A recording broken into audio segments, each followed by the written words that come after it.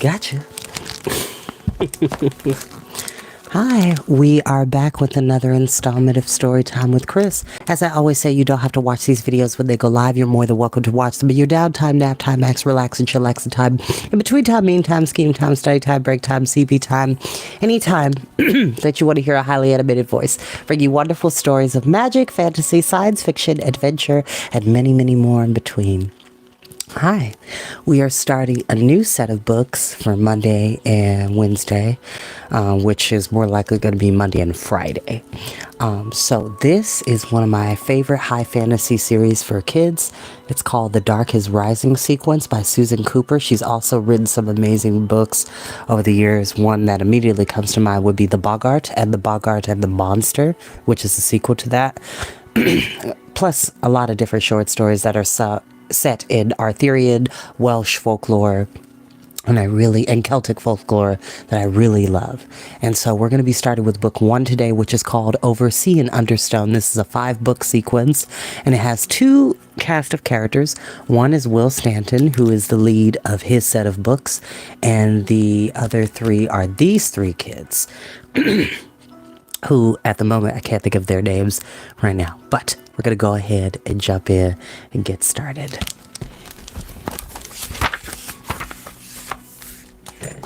And I want you to remember this passage that I'm about to read to you because it's going to be the overarching theme of all 5 books. They're not that particularly long. I think the longest one would have to be the 2nd, 4th, and 5th book. So, let's go ahead and begin. Over Sea and Under Stone. When the dark comes rising, 6 shall turn it back. 3 from the circle, 3 from the track. Wood, bronze, iron, water, fire, stone. 5 will return, and 1 go alone. Iron for the birthday, bronze carried long, wood for the burning, stone out of song, fire in the candle ring, water from the thaw, 6 sides the circle, and the grail gone before. Fire on the mountain shall find the harp of gold, play to wake the sleepers, oldest of the old. Power from the green witch, lost beneath the sea. All shall find the light at last, silver on the tree.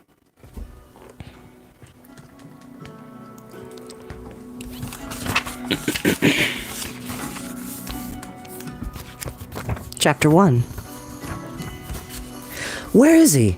Barney hopped from one foot to the other as he clambered down from the train, peering in vain through the white-faced crowds flooding eerily to the St. Austell ticket barrier. Oh, I can't see him. Is he there? Of course he's there, Simon said, struggling to clutch the long canvas bundle of his father's fishing rods. He said he'd meet us with a car. Behind them, the big diesel locomotive hooted like a giant owl, and the train began to move out. Stay where you are a minute, Father said from a barricade of suitcases. Mary won't vanish. Let people get clear. Jane sniffed ecstatically. I can smell the sea. We're miles from the sea, Simon said loftily. I don't care. I can smell it. Through Essex, 5 miles from St. Austell. Great Uncle Mary said. Oh, where is he? Barney said, still jigged impatiently on the dusty gray platform, glaring at the disappearing backs that masked his view. Then suddenly he stood still, gazing downwards. Hey, look. They looked. He was staring at a large black suitcase among the forest of shuffling legs. What's so marvelous about that? Jane said. Then they saw that the suitcase had 2 brown pricked ears and a long waving brown tail. Its owner picked it up and moved away, and the dog which had been behind it was left standing there alone, looking up and down the platform. He was a long, rangy, lean dog, and where the sunlight shafted down his coat, it gleamed dark red. Barney whistled and held out his hand. Darling, no, said his mother plaintively, clutching at the bunch of paintbrushes that sprouted from her pocket like a tuft of celery. But even before Barney whistled, the dog had begun trotting in their direction, swift and determined as if he were recognizing old friends. He looked around them in a circle, raised his long red muzzle to each in turn, then stopped beside Jane and licked her hand. Isn't he gorgeous? Jane crouched beside him and ruffled the long, silky fur of his neck.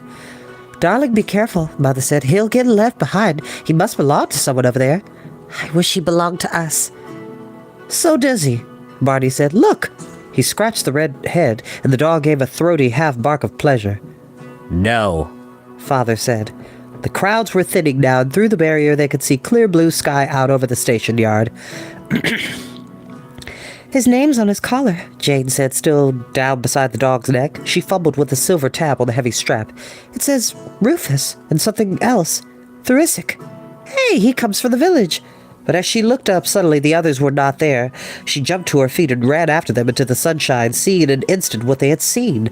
The towering, familiar figure of Great Uncle Mary out in the yard waiting for them. They clustered round him, chattering like squirrels round the base of a tree. Ah, there you are, he said casually, looking down at them from beneath his bristling white eyebrows with a slight smile. Cornwall's wonderful, Barty said, bubbling. You haven't seen it yet, said Great Uncle Mary. How are you, Ellen, my dear? He bent down and aimed a brief peck at Mother's cheek. He treated her as always, as though he had forgotten that she had grown up. Although he was not her real uncle, but only a friend of her father, he had been close to the family for so many years that it never occurred to them to wonder where he had come from in the first place. Nobody knew very much about Great Uncle Mary. Nobody ever quite dared to ask. He did not look in the least like his name. His brown face and nose curved fiercely like a bent bow, and his eyes were deep-set and dark. How old he was, nobody knew. Old as the hills, Father said, and they felt deep down that this was probably right. There was something about Great Uncle Mary that was like the hills or the sea or the sky, something ancient but without age or end. Always, wherever he was, unusual things seemed to happen. He would often disappear for a long time and then suddenly come through the Drews' front door as if he had never been away, announcing that he had found a lost valley in South America, a Roman fortress in France, or a burned Viking ship buried on the English coast. The newspapers would publish enthusiastic stories of what he had done, but by the time the reporters came knocking at the door, Great Uncle Mary would be gone, back to the dusty piece of the university where he taught. They would wake up one morning, go to call him for breakfast, and find that he was not there. And then they would hear no more of him until the next time, perhaps months later, and that he would appear at the door. It hardly seemed possible that this summer in the house he had rented for them in Theresic, they would be with him in one place for 4 whole weeks. So just to give some context, the story is set in Britain. Britain, Scotland, Ireland, Wales, So we're going to be hearing a lot of colloquial phrases from that area and town names and whatnot, which, by the way, Cornwall is a place I would love to go visit for very specific reasons. But that's another story for another day. The sunlight glinting on his white hair, Great Uncle Mary scooped up their 2 biggest suitcases, one under each arm, and strode across the yard to a car. What do you think of that? He demanded proudly. Following, they looked. It was a vast, battered estate car with rusting mudguards and peeling paint and mud caked on the hubs of the wheels. A wisp of steam curled up from the radiator. Smashing, said Simon. Mother said. Well, Mary, Father said cheerfully, I hope you're well insured. Great Uncle Mary snorted. Nonsense, splendid vehicle. I hired her from a farmer. She'll hold us all anyway. In you get. Jane glanced regretfully back at the station entrance as she clambered in after the rest. The red dog was standing on the pavement watching them, long pink tongue dangling over white teeth. Great Uncle Mary called, Come on, Rufus. Oh, Barty said in delight as a flurry of long legs and wet muzzles shot through the door and knocked him sideways. Does he belong to you?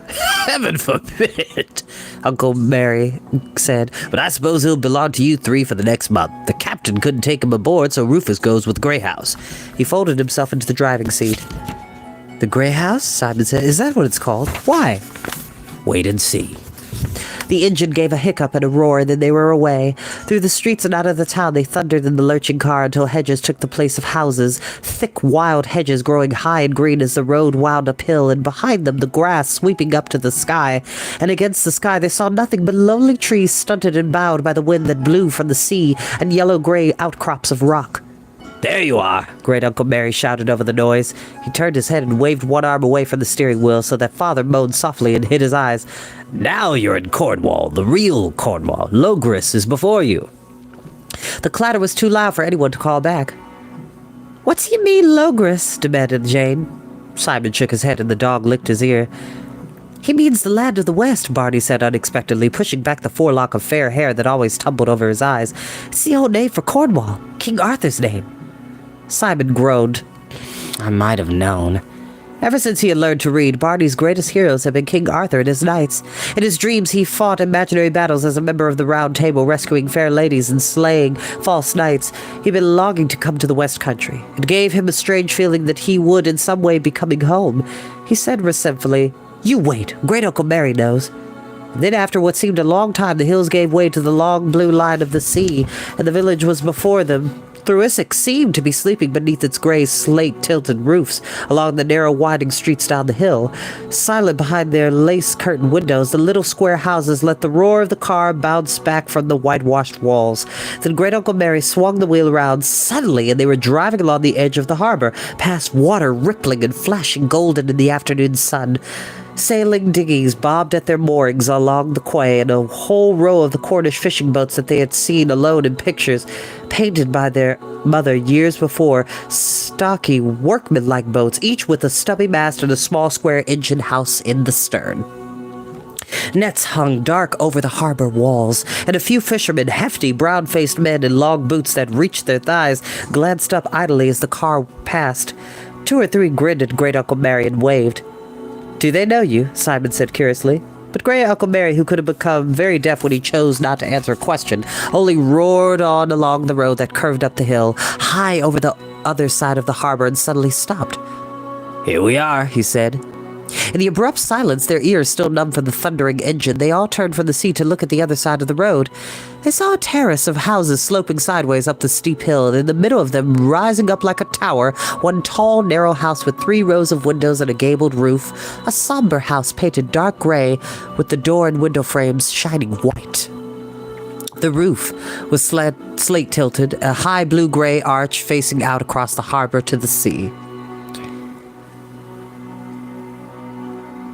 "The Grey House," Great Uncle Mary said. They could smell a strangeness in the breeze that blew faintly on their faces down the hill, a beckoning smell of mountain seaweed and excitement. As they unloaded suitcases from the car, with Rufus darting in excited frenzy through everyone's legs, Simon suddenly clutched Jane by the arm. "Gosh, look!" He was looking out to sea, beyond the harbor mouth. Along his pointed finger, Jane saw the tall, graceful triangle of a yacht under full sail moving lazily in towards Thruisic. "Pretty," she said with only mild enthusiasm. She did not share Simon's passion for boats. "She's a beauty. I wonder who she is." Simon stood watching, entranced. The yacht crept nearer. Her sails began to flap, and the tall white mainsail crumbled and dropped. They heard the rattle of rigging, very faint across the water, throaty cough of an engine. "Mother says we could go down and look at the harbor before supper," Barney said behind them. "Coming?"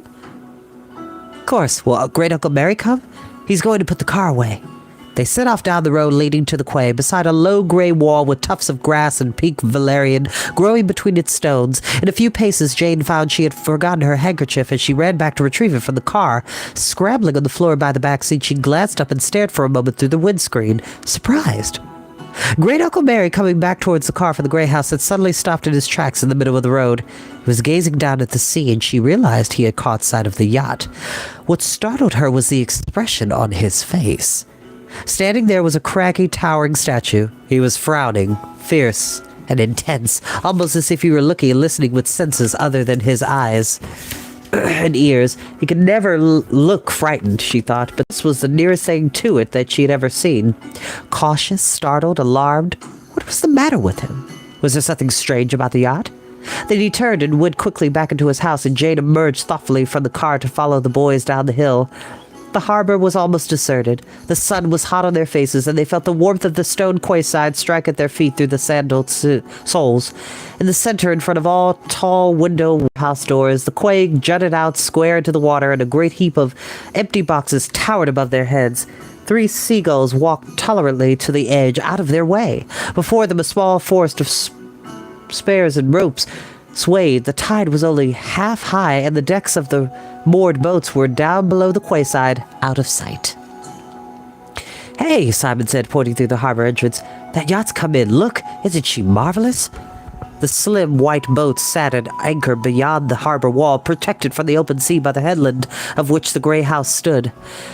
Jane said, "Do you think there's anything odd about her?" "Odd? What should there be?" "Oh, I don't know." Perhaps she belongs to the harbor master, Barty said. Places this size don't have harbor masters, you little fathead. Only ports like father went to in the Navy. Oh, yes, they do, clever sticks. There's a little black door in the corner over there marked Harbor Master's office. Barty hopped triumphantly up and down and frightened a seagull away. It ran a few steps and then flew off, flapping low over the water and bleeding into the distance. Oh, well, Simon said amiably, shoving his hands in his pockets and standing with his legs apart, rocking on his heels in his captain on the bridge stance. One up, still. That boat must belong to someone pretty rich.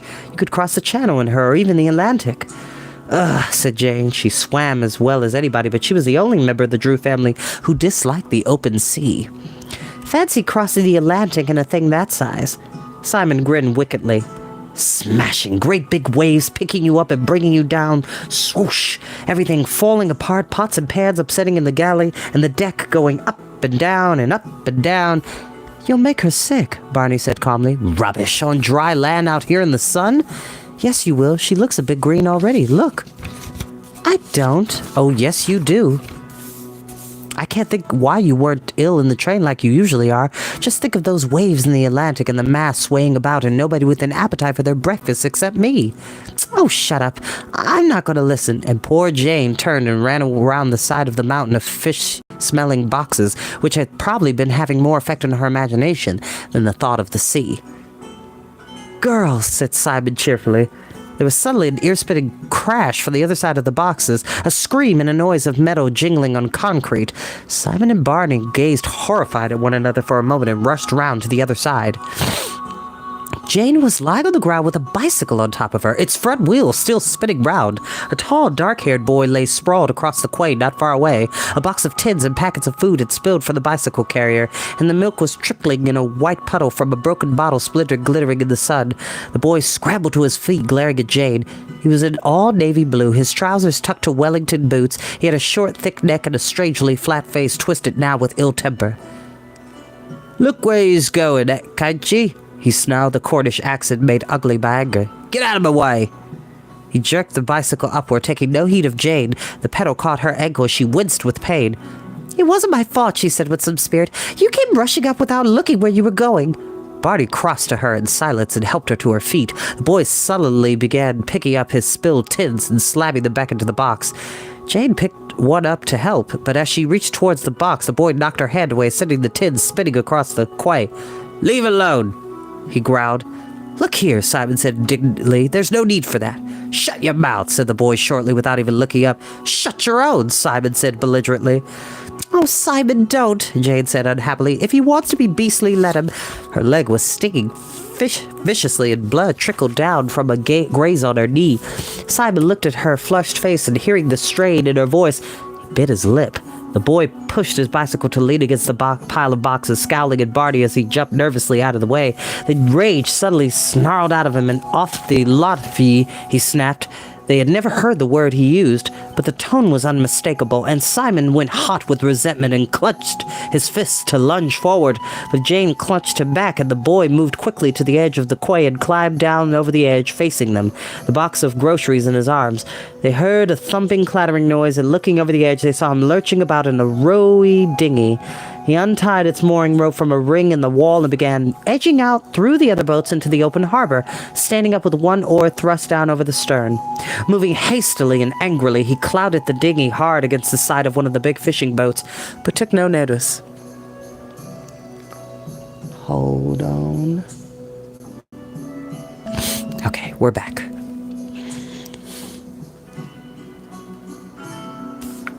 Soon he was out in open water, sculling rapidly, one-handed and glaring back at them in sneering contempt. As he did so, they heard a clatter of feet moving rapidly over hollow wood from inside the injured fishing boat. A small, wizened figure popped up suddenly from a hatch in the deck and waved its arms about in fury, shouting over the water towards the boy in a surprisingly deep voice.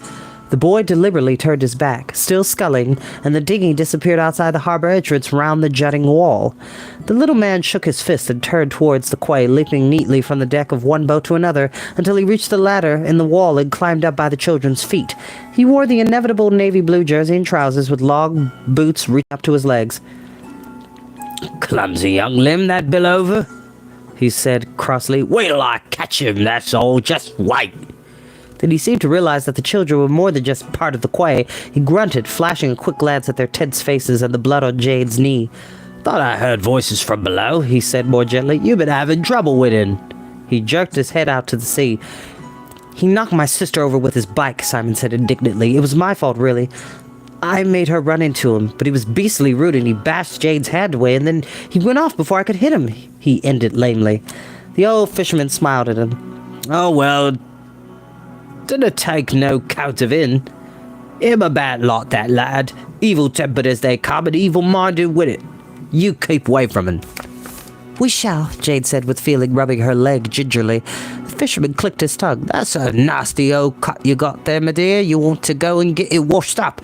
You're on holiday here, I dare say." "We're staying in the grey house," Simon said, "up there on the hill." The fisherman glanced at him quickly, a flicker of interest passing over the impassive brown wrinkled face. "Aye, then, I wonder, maybe..." Then he stopped strangely, as if he were quickly changing his mind about what he had been going to say.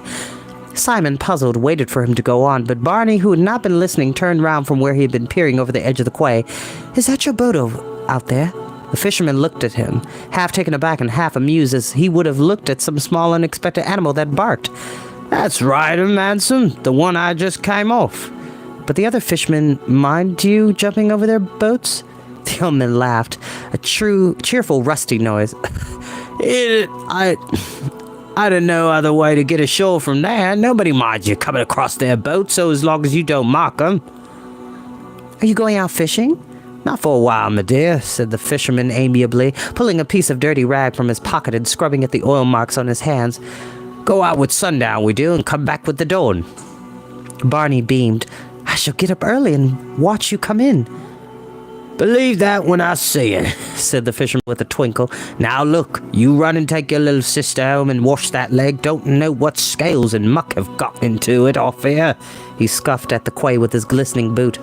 "Yes, come on, Jane," Simon said. He took one more look at the quiet line of boats, then put up his hand to peer into the sun. "I say, that oaf with the bicycle, he's going on board the yacht." Jane and Barney looked.